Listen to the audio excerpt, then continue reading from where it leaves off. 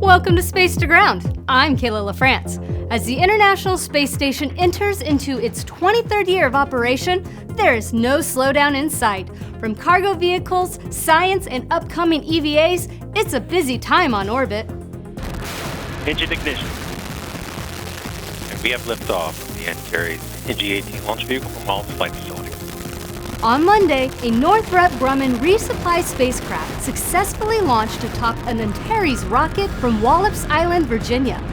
NG-18 carried with it over 8,100 pounds of cargo to the space station, resupplying the Expedition 68 crew with new research, hardware, and provisions.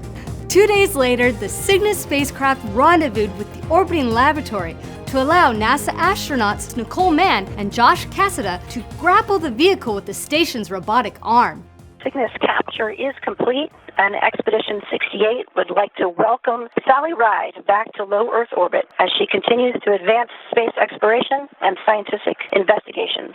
We certainly agree with her, that from Leo. The stars do not look bigger, but they certainly look brighter.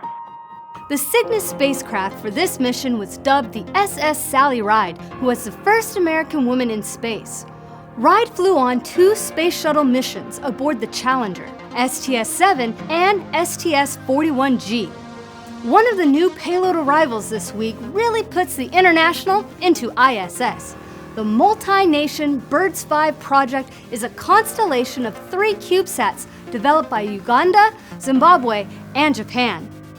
The CubeSats will be deployed from the ISS, where they will perform multispectral observations of the Earth to demonstrate the feasibility of such research and cameras on small-class satellites. The BIRDS 5 project has opened the doors for Uganda and Zimbabwe to design, build, test, launch, and operate their country's first satellites.